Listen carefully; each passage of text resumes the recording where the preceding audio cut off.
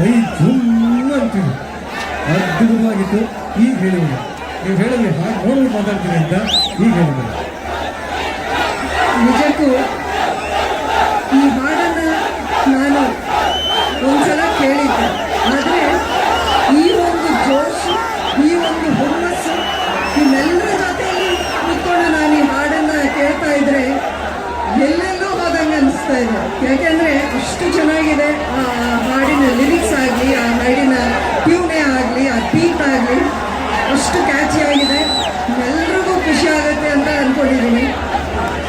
ಮೊದಲನೇದಾಗಿ ಒಂದು ಎರಡು ಮಾತುಗಳು ನೀವು ಸೆಲೆಬ್ರಿಟಿಗಳ ಅನುಮತಿ ಕೊಟ್ಟರೆ ಮಾತಾಡ್ತೀನಿ. ಮಾತಾಡ್ಬೋದಾ? 2 minutes ಟೈಮ್ ಕೊಟ್ಟರೆ ಮಾತಾಡ್ತೀನಿ.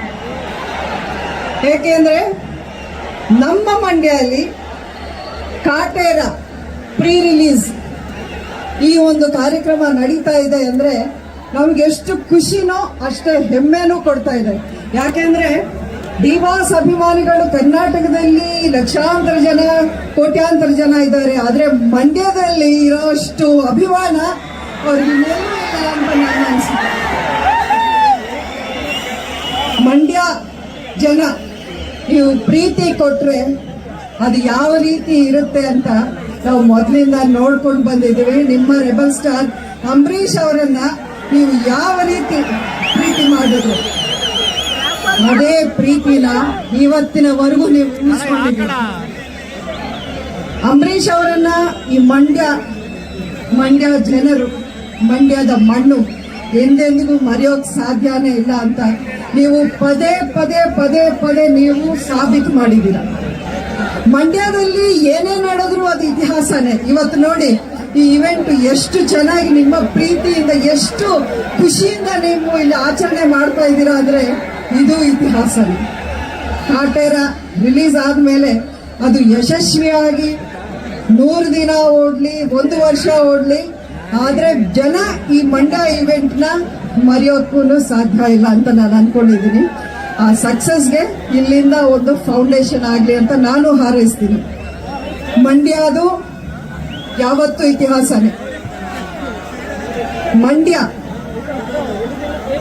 ಈ ಸಂದರ್ಭದಲ್ಲಿ 4.5 ವರ್ಷಗಳ ಹಿಂದಿನ ಒಂದು ಇತಿಹಾಸ ನೀವು ಸೃಷ್ಟಿಸಿದ್ದನ್ನ ನಾನು ನೆನಪು ಮಾಡಿಕೊಳ್ಳೇಬೇಕು. ಅದೇನು ಅಂತ ನಿಮ್ಮೆಲ್ರಿಗೂ ಗೊತ್ತಿದೆ. ನನಗೆ ಯಾರು ಇಲ್ಲ, ನನ್ನಲ್ಲಿರೋ ಶಕ್ತಿ ನಾನು ಕಲ್ಕೊಂಡೆ ಅಂತ ಅನ್ಕೊಂಡಿದ್ದಾಗ ನನಗೆ ಶಕ್ತಿಯಾಗಿ ನಿಂತಿದ್ದು ಮಂಡ್ಯದ ಜನ. ಅದರ ಜೊತೆಗೆ ನನ್ನ ಬೆನ್ನೆಲುಬಾಗಿ ನನ್ನ ಜೊತೆಯಲ್ಲಿ ಒಂದಷ್ಟು ಶಕ್ತಿ ತುಂಬಿದ್ರು ನನ್ನ ಆಪ್ತರು. ಅದರಲ್ಲಿ ಮುಖ್ಯವಾದ ದೊಡ್ಡ ಶಕ್ತಿ ಯಾರು?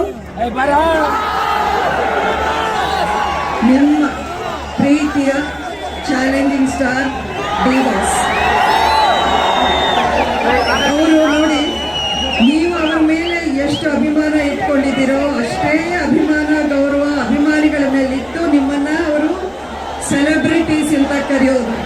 ಇವತ್ತಿನ ದಿನ ನಾನು ದರ್ಶನನನ್ನ ಮದರ್ ಇಂಡಿಯಾ ಅಂತಾನೆ ಕರೆಯೋದು. ನಾನು ಮಂಡ್ಯಕ್ಕೆ ಸೊಸೆ ಸಂಸದೆ, ಆದರೆ ಇಲ್ಲಿ ನಾನು ನಿಂತಿರೋದು ನಿಮ್ಮ ಹಾಗೆ ಒಂದು ಸೆಲೆಬ್ರಿಟಿಯಾಗಿ ನಿಂತಿದ್ದೀನಿ ನಾನು. ಬಿಕಾಸ್ ನಾನು ದರ್ಶನ್ ಫ್ಯಾನ್. ದರ್ಶನ್ ಮೂವೀಸ್ ನೋಡಿ ಅಷ್ಟೇ ಖುಷಿ ಆಗುತ್ತೆ. ದರ್ಶನ್ ಹಾಡುಗಳು, Darshan dance, Darshan dialogue, Darshan action, Darshan acting, Darshan ಮೂವಿಗಳು ನೋಡೋಕೆ ನನಗೂ ಅಷ್ಟೇ ಖುಷಿ ಆಗುತ್ತೆ. ದರ್ಶನ್ ನನಗೆ 4.5 ವರ್ಷಗಳ ಹಿಂದೆ ನನ್ನ ಕೈ ಹಿಡಿದು ಎಂದೆಂದು ಏನೇನು ಬೇಕೋ ನಾನು ನಿಮ್ಮ ಜೊತೆಲಿ ಇರ್ತೀನಿ ಅಂತ ಒಂದು ಮಾತು ಕೊಟ್ಟಿದ್ರು. ಆ ಮಾತಿನಂತೆ ನಡ್ಕೊಂಡ್ರು. ದರ್ಶನ್, ಇವತ್ತಿನ ದಿನ ನಾನು ನಿಮ್ಗೊಂದು ಮಾತು ಹೇಳಕ್ಕೆ ಇಷ್ಟಪಡ್ತೀನಿ. ನೀವಾವತ್ತು ನನ್ನ ಮೇಲೆ ನಂಬಿಕೆ ಇಟ್ಟು ಯಾವ ರೀತಿ ನನಗೆ ಶಕ್ತಿ ತುಂಬಿದ್ರು ಅದೇ ಹಾದಿಯಲ್ಲಿ ನಾನು ನಡ್ಕೊಂಡು ಬರ್ತಾ ಇದ್ದೀನಿ.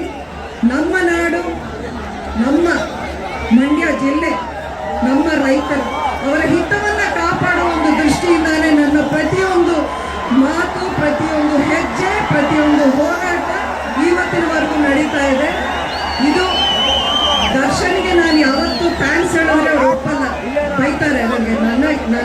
ತಾಯಿ ನನಗೆ ಥ್ಯಾಂಕ್ಸ್ ಹೇಳಬಾರ್ದು ಅಂತ.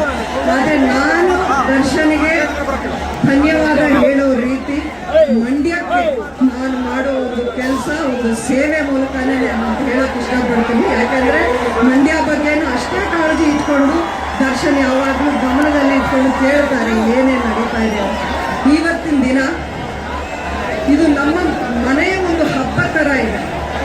ಈ ಚಿತ್ರದ ನಿರ್ಮಾಪಕರು ರಾಘವೇಂದ್ರ ವೆಂಕಟೇಶ್ ಅವರೂ ನನಗೆ ಒಂದು ದೊಡ್ಡ ಶಕ್ತಿಯಾಗಿ ನಿಂತವರೇ. ಇದೊಂದು ಅದ್ಭುತವಾದ ಅದ್ಧೂರಿಯಾದ ಒಂದು ಚಿತ್ರವನ್ನು ನಿರ್ಮಾಣ ಮಾಡೋದ್ರಲ್ಲಿ